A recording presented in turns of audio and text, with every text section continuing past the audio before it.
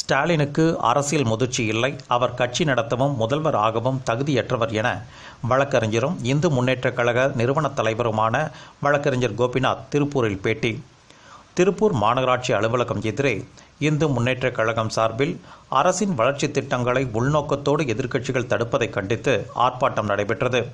இதில் கலந்து கொண்ட வழக்கறிஞரும் அக்கட்சியின் நிறுவனத் தலைவருமான கோபிநாத் செய்தியாளர்களிடம் பேசுகையில், டாக்டராக இருந்தால்தான் நீட் தேர்வு பற்றி தெரியும், அதுபோல அரசியல் முதுமை பெற்றால்தான் அரசாங்கம் பற்றி தெரியும்.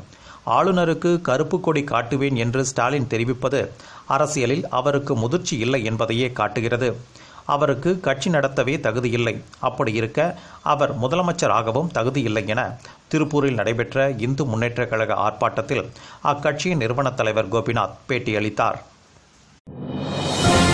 ஒரு அறிக்கை விட்டிருந்தார். நீட் தேர்வு என்பது மிக முக்கியம். டாக்டராக இருந்தவரிடம் கேட்டால்தான் நீட் தேர்வு தெரியும். அதுபோல தெளிவான அரசியல்வாதியாக இருந்தால்தான் அரசாங்கத்தை பற்றி புரியும். ஆக எப்பொழுது இந்திய இறையாண்மைக்கு எதிராக ஆளுநருக்கு கருப்பு கொடி காட்டும் நினைக்கிறார்களோ அந்த மு.க. ஸ்டாலின் ஒரு அரசியலில் இன்னும் முதுமை வாயவில்லை என்று நினைக்கிறேன். ஆக அவர் அரசியலிலே முதுமை வாய்க்காத நிலையில் அவர் கட்சி நடத்துவதற்கே தகுதி இல்லை.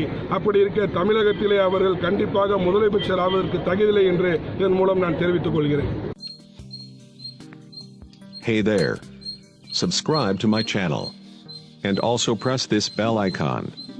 So you never miss any new updates, cause whenever we upload new video you will get a notification.